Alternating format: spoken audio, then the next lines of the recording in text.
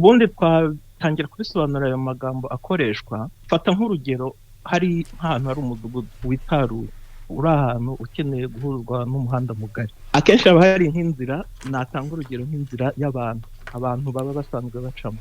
Igihe rero ushaka kuzubaka umuhanda mu byiciro, iyo nzira ihari, ubundi ni icyiciro cya mbere cyangwa ikintu bita 1G. Abantu benshi ntabwo bakunda kuyikoresha 1G, ni za telefoni za kera z'umugozi. Mu gihe rero uzashaka ko ya nzira wenda hatangiraga gucamo amagare n'abantu babisikana, iyo ni 2G. Muri tekinoloji cyangwa se icyo cyiciro cya kabiri ni kwa kundi uba ufite mesaje n'ijmuzi, bya bintu umuntu yabaga afite telefone igendanwa abasha kuvuga ariko abasha no kohereza ubutumwa bugufi. Fata ko noneho uwo mudugudu ushaka kuwuhuza n'umuhanda mugari ariko haciyemo imodoka. Icyo gihe ya modoka niyo zitabisikana haciyemo imodoka imwe, ni icyiciro cya gatatu cyangwa 3G. Mu ikoranabuhanga ni igihe kuri rya jwi na bwa butumwa bugufi hiyongereyeho internet. Uko ikoranabuhanga ryagiye ritera imbere, noneho kuri rwa rugero rw'umuhanda twafashe, fata ko ushaka kongeramo izindi modoka noneho zibisikana. Icyo ni icyiciro cya kane cyangwa se 4G. Aho habasha gucurishwamo ibintu byinshi n'amaserivisi atandukanye muri ya nzira. Nibyo akenshi tuba tuvuga ngo internet ngo iri kwihuta, ariko urumva ko uba ufite ahantu hadahagije ho kuzakora umuhanda mu gihe ushaka kuyozana umuhanda ucamo amakamyo cyangwa izindi modoka zikoreye. Aho ngaho ni iyo icyiciro cya gatanu cyangwa 5G. Bigenda biterera, usanga uri gusenya wa muhanda wa mbere na ya nzira y'abantu uri kuyikuraho kugira ngo ubashe kugera aho ushyira 5G.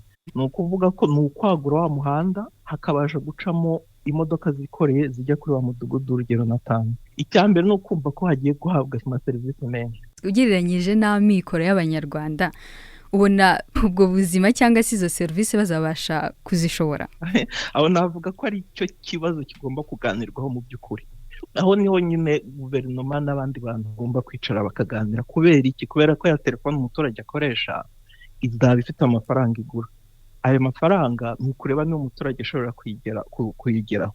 Gusa ntekereza ko haba hariho gahunda zo kuvuga ngo wenda telefone zize zigurwe make, wenda gukururaho imisoro. Ibyo ni ibyemezo byafatwa, ariko mu byerekeranye na tekinike, yego iyo telefone ntabwo izabigura nka za zindi twita ngo ni telefone ngo z'amatushe cyangwa se ngo telefone zigura makeya. Haba hari icyo bizahindura ku basanzwe bakoresha internet mu bikorwa byabo bya buri munsi? Tuvuge nk'urugero nk'abakora ibiganiro kuri YouTube, abakora kuri TikTok cyangwa ahandi. Yego bizabafasha cyane. Kubera iki?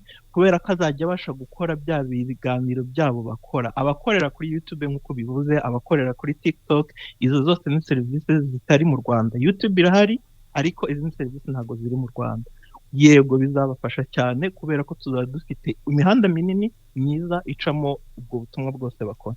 Hanyuma ubwo muri rusange iyi gahunda ishyira u Rwanda hehe ugereranyije no mu bindi bihugu byo muri aka karere? Twe tuzaba dufite ikoranabuhanga ryihuta, dushobora kugira amaserivisi menshi. Hanyuma icyo gihe bigatuma ibihugu bindi baza kuba bafata izo serivisi iwacu. Uretse n'ibyo, aya makampani cyangwa se ibi bigo bikomeye nka za Google, za Facebook, za Netflix, iyo zibonye mu gihugu hari ikoranabuhanga ryihuta ziza kuhashyira ibikorwa byabo.